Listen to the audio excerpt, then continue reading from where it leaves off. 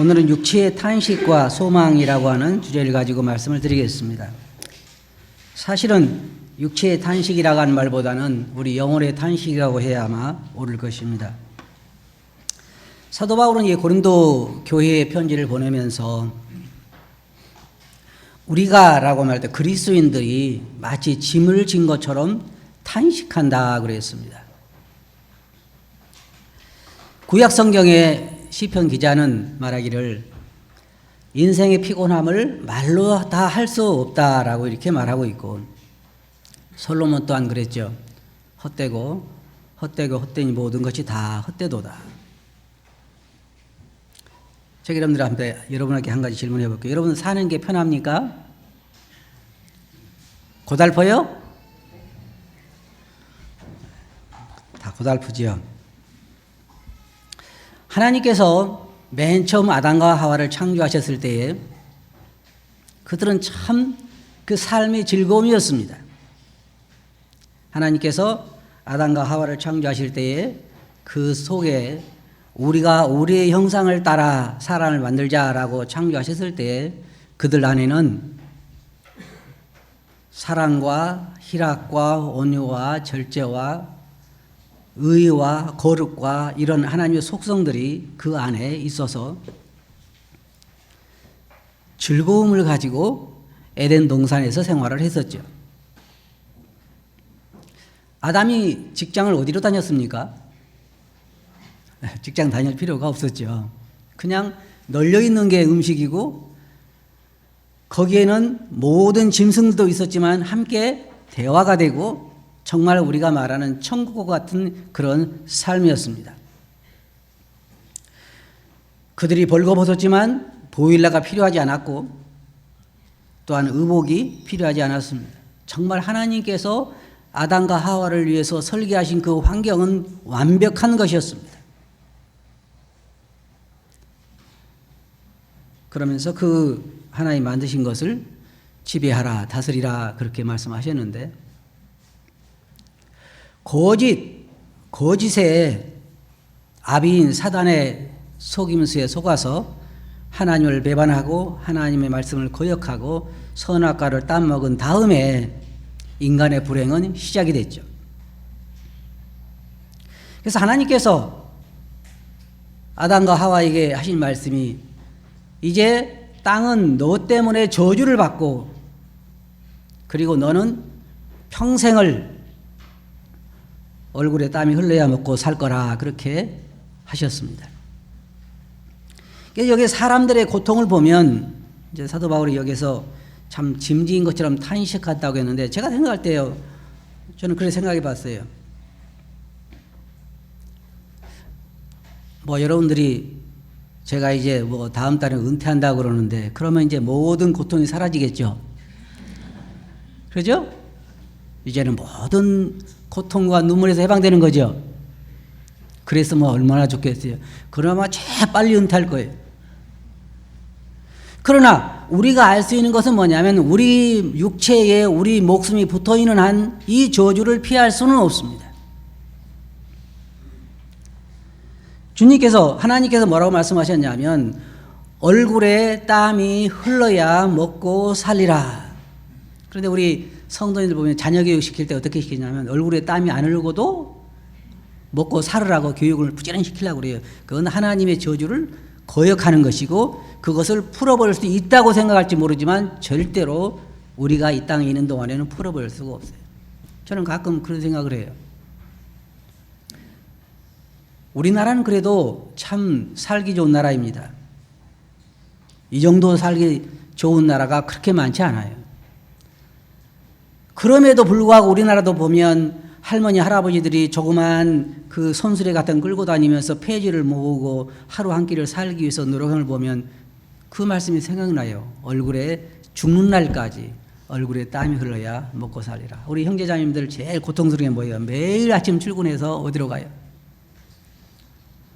직장으로 가죠. 가면서 뭐라 그래요? 목구멍이 포도청이라 이걸 어쩔 수 없이 직장에 나간 계속 아침마다 일어나서 직장 가고 또 오고 그 모든 것들이 결국은 우리가 먹고 살기 위해서 계속 그러는 것입니다. 왜? 하나님께서 그렇게 말씀하셨어요. 얼굴에 땀이 흘러야 먹고 살라. 이 하나님의 심판을 피할 수 있는 사람은 없습니다. 그래서 사람은 죽는 날까지 탄식하면서 살 수밖에 없어요. 그게 우리가 성경에서 볼 수 있는 것입니다.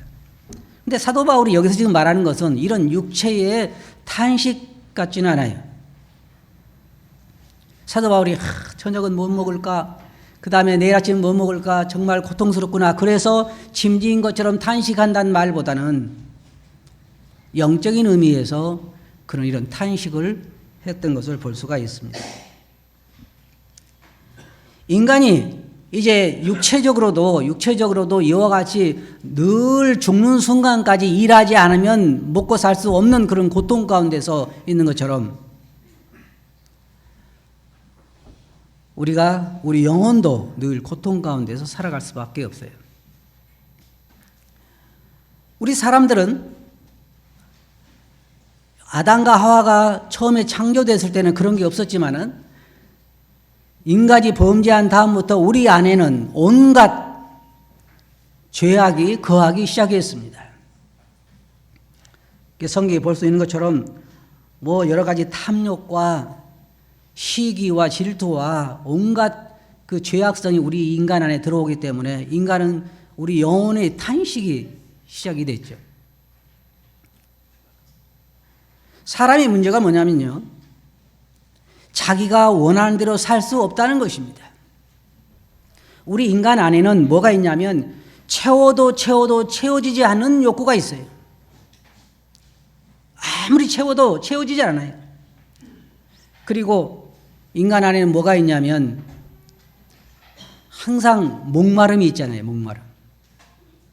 그리고 또 뭐가 있냐면 많은 무리 가운데서 외로움이라는 게 있어요. 고독이라는 게 있어요. 여러분 안 그렇죠? 그죠? 여러분도 그래요? 네. 그걸 피할 수는 없죠. 그래서 여기 사도 바울을 보면 그런 인간의 탄식에 대해서 말하고 있는데 그리스도인들은 또 여기에서 더하죠. 여기 말씀 보면 사도 바울이 여기에 우리가 짐진 것처럼 우리 장막에 참으로 이 장막에는 우리가 짐진 것 같이 탄식하는 것은 벗고자 함이 아니요 오히려 덧입고자 함이라고 말하는데 이 벗고자 함이라고 하는 무슨 말이냐면 그냥 이 육체에서 해방받고 싶은 것입니다. 그래서 육체의 고통 가운데서 힘들게 투쟁하다 안 된 사람들은 그냥 벗어버리려고 하잖아요. 그게 뭐라 그래요? 우리는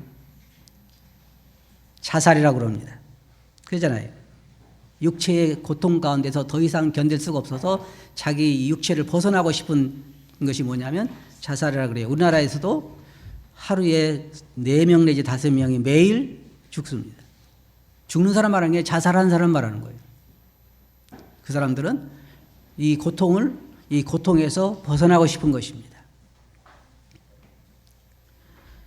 그래서 인간은 우리가 하나님을 떠나서 살아갈 때 계속해서 고통 가운데 살아갈 수밖에 없어요. 무거운 짐이에요. 벗어버릴 수가 없는 거예요. 언제까지 가야 되냐면 이 육체를 벗어버릴 때까지 가야 되는 거예요.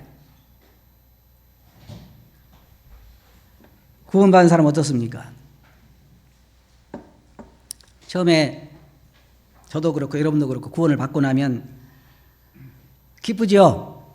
마음에 참 즐거움이 있고 그 다음에 뭐가 있냐면 이제 내 마음이 새로워지고 그래서 내가 이제 새로운 사람이 된 것 같아요. 그리고 이제 새롭게 될 것 같죠. 왜냐하면 성경에 보면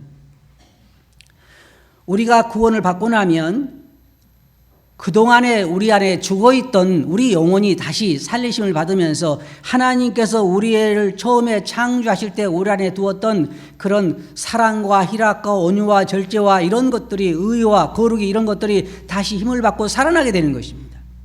그리고 우리 양심이 살아나죠. 베드로는 그렇게 이야기했어요. 우리가 양심의 깨끗함을 받아서 다시 하나님을 섬기게 됐다라고 이야기를 합니다. 그렇게 되니까 이제 우리 안에 하나님을 향해 살고 싶은 마음과 또 성령이 우리 안에 계시기 때문에 성령의 소욕이 우리를 지배하기 때문에 우리가 새로운 사람이 된 것 같아요. 그래서 구원의 즐거움이 얼마 동안은 즐겁게 삽니다. 이것이 천국이구나. 그런 않은 사람도 물론 있겠지만 많은 사람들이 정말 나는 이제 구원을 받았다. 이제는 새로운 소망 가운데 사는구나. 이것이 천국이구나. 그래서 사는데 오래지 않아서 내 안에 옛날에 내가 그대로 있는 것을 발견하게 됩니다. 맞습니까? 그러면 이제 우리 안에서 싸움이 시작이 돼요.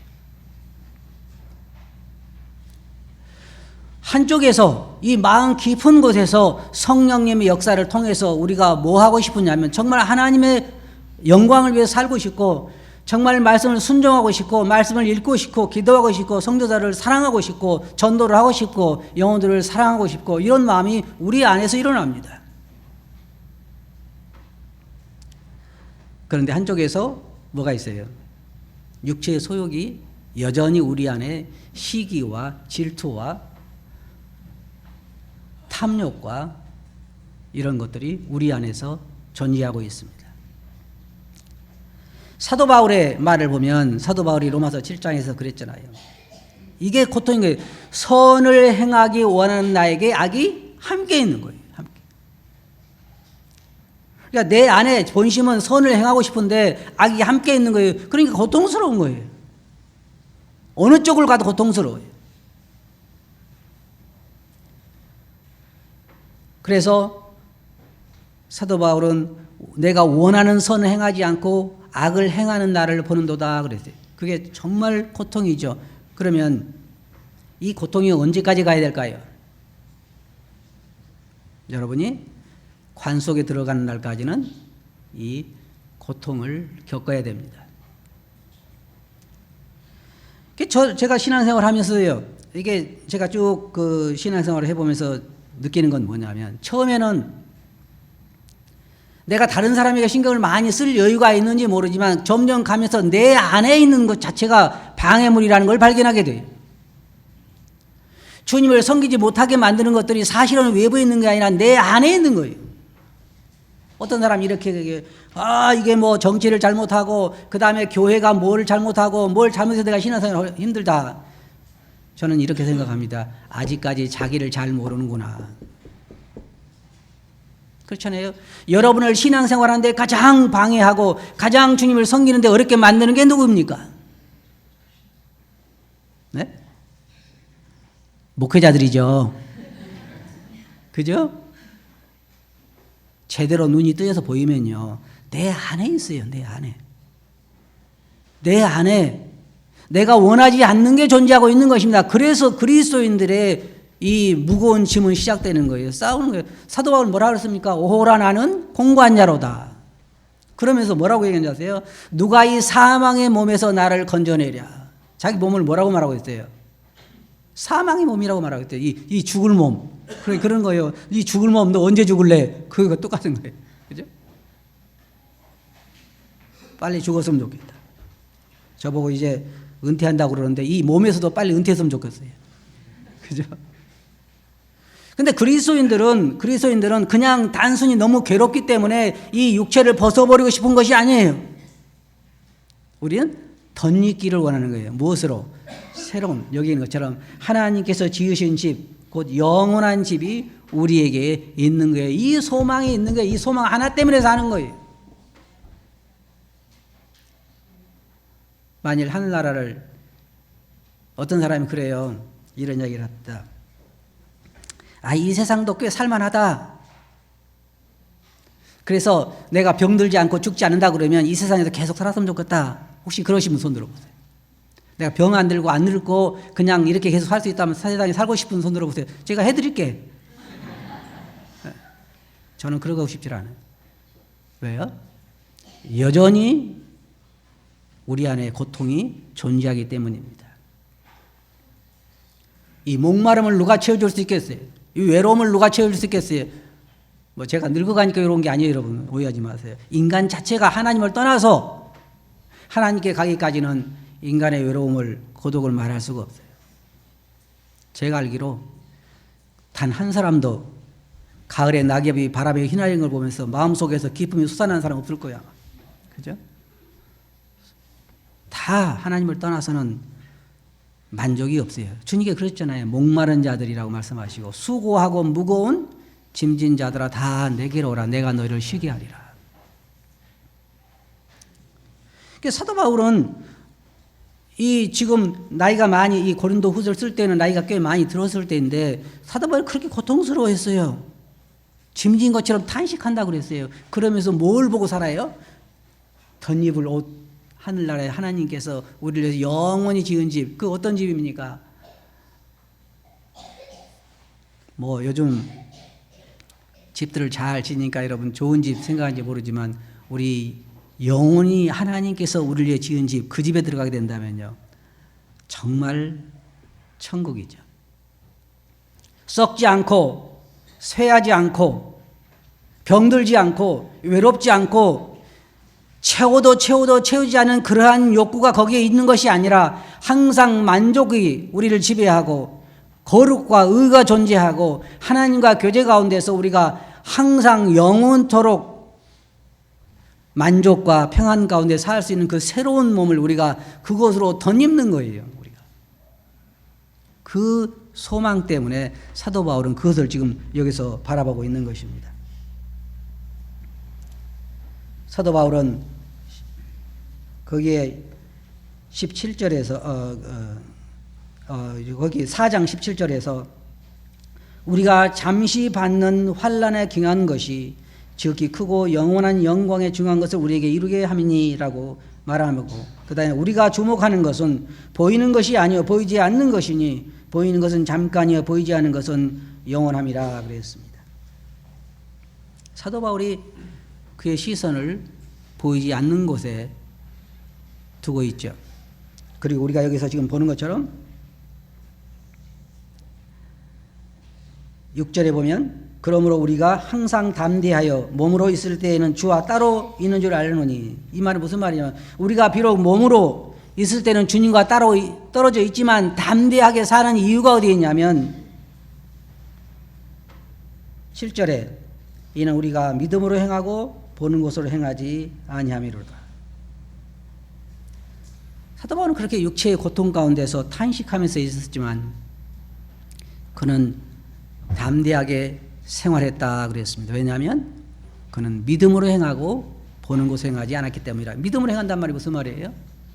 바로 그 하늘나라에 있는 그 영원한 집을 바라보고 그는 생활한 것입니다. 히브리서에 보면 주님께 대하여 이런 얘기를 했습니다. 주님은 자기 앞에 있는 즐거움 때문에 십자가의 고난을 참으실 수 있었다. 다른 말로 말하면 십자가 넘어 있는 것, 십자가까지 주님께서 무슨 즐거움이 있습니까?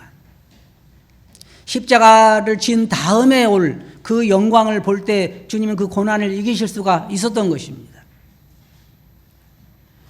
또한 아브라함에 대해서 성경은 뭐라고 했냐면 하늘에 있는 그 거할 성을 바라보고 이 땅의 장막 가운데 살았다 그랬습니다. 문제는 이 소망입니다. 우리가 바라보는 이 소망, 하늘에 우리를 위해 준비한 이 영원한 집, 손으로 지은 것도 아니고 영원히 썩지 아니할 이 새로운 몸을 우리가 덧입게 될 때 우리는 영원한 즐거움 가운데 살게 될 것입니다.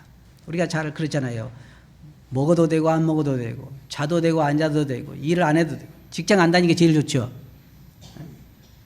자매님들은 요리 안 해도 거기서는 살 수가 있어요. 그러니까 그러한 소망, 그것을 바라보기 때문에 사도 바울은 믿음으로 행한다 그렇게 말하는 것입니다.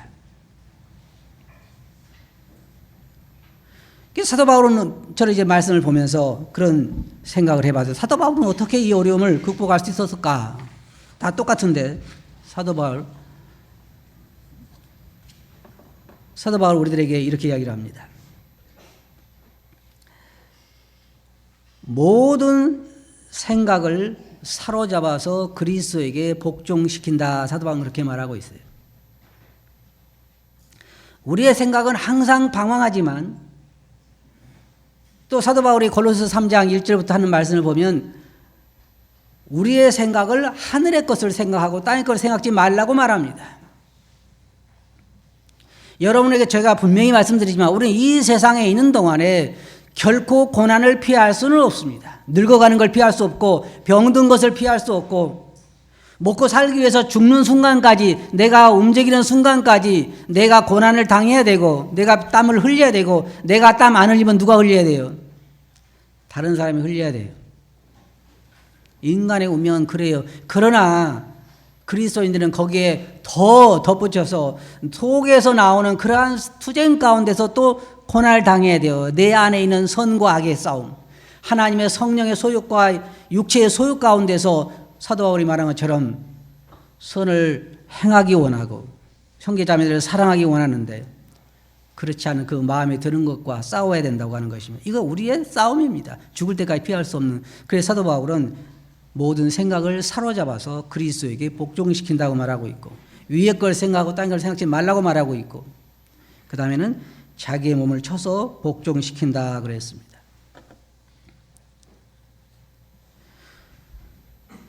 우리의 양심이 신앙생활은요. 잘 들어보세요. 신앙생활은 양심이 마비되면 신앙도 화인맞게 됩니다. 이거 잘 들으셔야 돼요. 신앙이 주님과의 관계가 아주 맑을수록 주님과의 관계가 아주 가까울수록 우리의 양심은 살아나요. 굉장히 날카로워집니다. 우리의 양심이 날카로워질수록 우리 안에 있는 이 죄악된 습성으로 인해서 죄악된 속성으로 인해서 우리 안에서 심하게 싸울 수밖에 없어요. 만약에 여러분들 안에 이런 싸움이 없다면 뭔가 여러분 자신들을 한번 점검해 보셔야 돼요. 어떤 젊은 청년이 목사님이 죄가 참 무겁고 죄의 무게가 무겁다고 설교를 하니까 젊은 청년이 한 사람이 일어서서 목사님 죄가 얼마나 무겁습니까? 나는 하나도 안 무겁습니다. 그랬다잖아요. 그러니까 목사님이 젊은이에게 목사님 저 젊은이가 그랬으면 뭐 죄가 100건 나갑니까? 1000건 나갑니까? 젊은이에게 목사님이 그랬다고 그랬습니다. 젊은이 시체 위에다 돌을 올려놓으면 얼마나 무거울까? 몇 건 나갈까요? 못 느끼죠. 죽은 사람은 죄의 무게를 느끼지 못합니다. 신앙의 양심이 흐려진 사람은 양심이 무뎌져 있는 사람은 그리스도인처럼 살지 못하면서도 전혀 마음에 괴로움이 없다고 그래요. 자기는 평안하다고 그래요.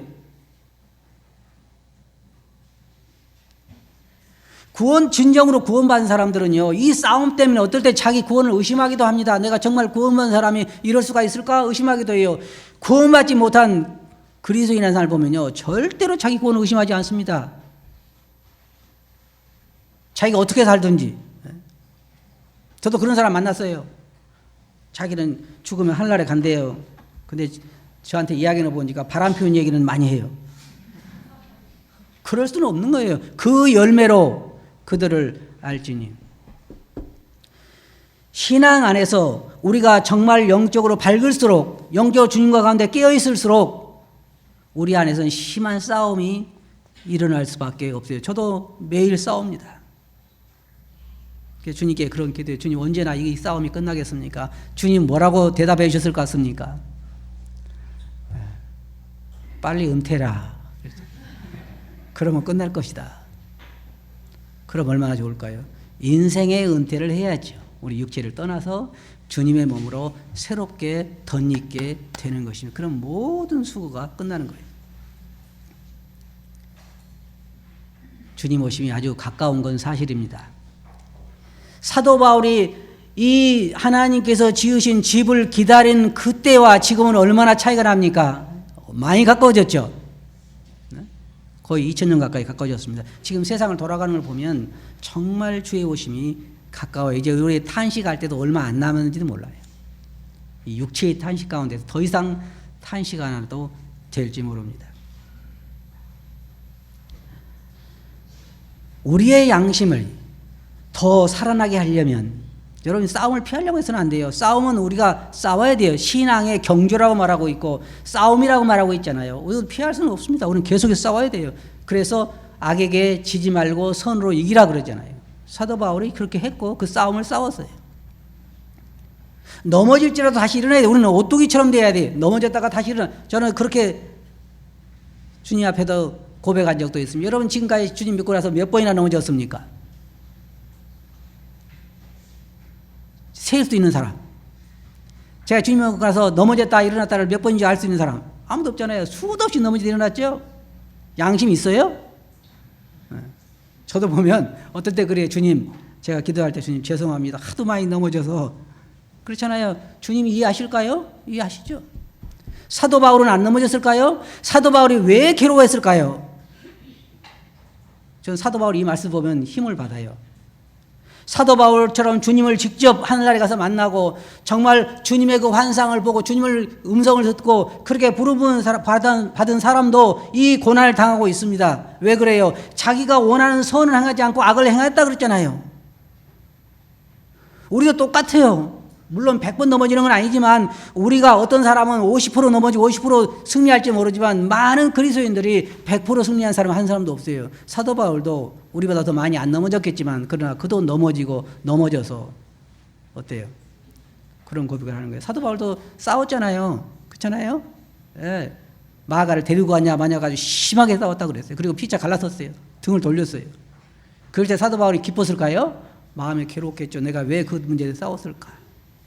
이런 것들이 우리를 늘 힘들게 하는 거예요. 사도 바울도 날마다 그런 싸움 가운데서 있었기 때문에 이런 고백을 하는 거예요. 짐진 것처럼 탄식한다. 그런 고백을 한 거예요. 여기 앉아 계시는 우리 젊은 사람들 보면 참 한편으로는 좀 측은하기도 해요. 왜요? 앞으로 싸워갈 그런 싸움이 우리보다 훨씬 많이 남았으니까. 네. 여러분 절대로 나이 들어서 은퇴하는 걸 서운하게 생각하지 마세요. 우리가 갈 날이 빠르고 해방될 날이 가까운 거예요. 제가 알고 있는 옛날에 그 사우동의 메카비 선교사님이라고 한 분 계셨는데 그분은 제가 볼 때 항상 주머니 칼을 가지고 다니셨어요. 조그만 숫돌하고. 외국 사람들은 주머니 칼을 잘 가지고 다니더라고요. 그래가지고 뭐 이야기하실 때마다 항상 내 칼을 갈아요. 저에게도 뭘 이야기하시면 칼을 가지고 늘 그게 아니라 습관화되신 것 같아요. 그분이. 그러면서 뭐라 그러냐면 그리스도인은 항상 칼을 갈아야 된다. 그래요. 그래서 왜 그런가 봤더니 우리 그리스도인들이 항상 양심을 말씀에다 갈아야 된대요. 저는 맞다고 생각해요. 그렇잖아요? 그리고 항상 칼을 갈아야 되는 이유는 언제 쓸지 모르니까 갈아둬야 된다는 거예요. 우리 그리스도인들도 항상 말씀에 자기 양심을 갈지 않으면요 금방 무뎌져요. 금방. 자기가 어떤 일을 하면서도 그것이 부끄러운 줄도 몰라요. 지금 우리는 그런 것들을 많이 봅니다. 여러분들이 말씀에 여러분의 양심을 갈아서 날이 날카롭게 서면 설수록 여러분 안에서 일어나는 싸움은 더 치열하다는 사실을 여러분 기억하시기 바랍니다. 만약 여러분들에게 그런 싸움이 없다면 여러분의 양심은 많이 무뎌져 있는 거예요. 세속화되어 있는 거예요. 사실 우리 앞에 있는 많은 것들이 우리를 무디게 만들고 양심을 아주 마비시키는 것이 많아요. 핸드폰이라든지 텔레비라든지 컴퓨터라든지 주위에 일어나는 많은 일들이 사실은 많은 면에 있어서 우리의 신앙의 양심을 무뎌지게 만들어요.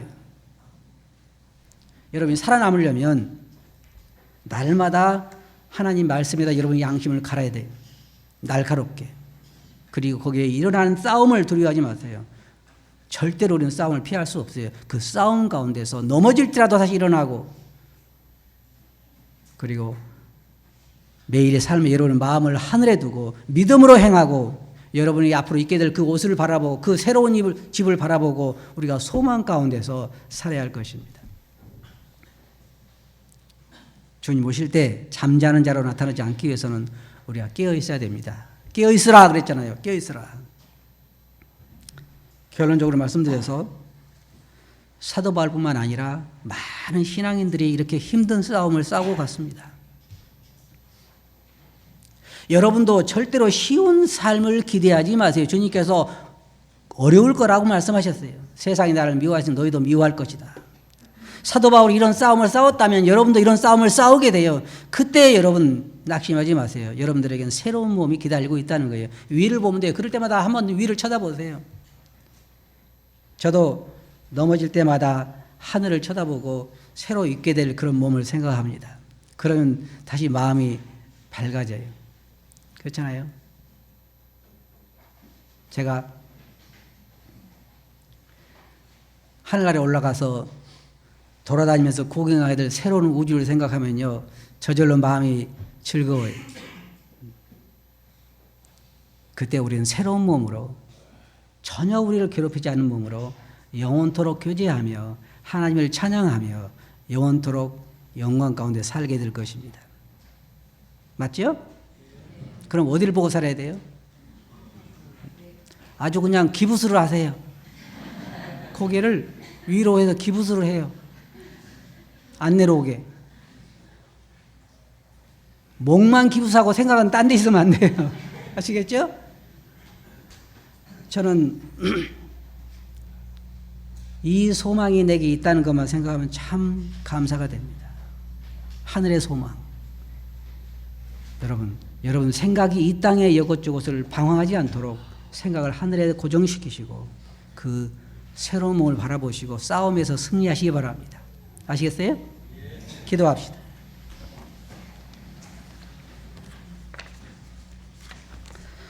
거룩하신 아버지 하나님,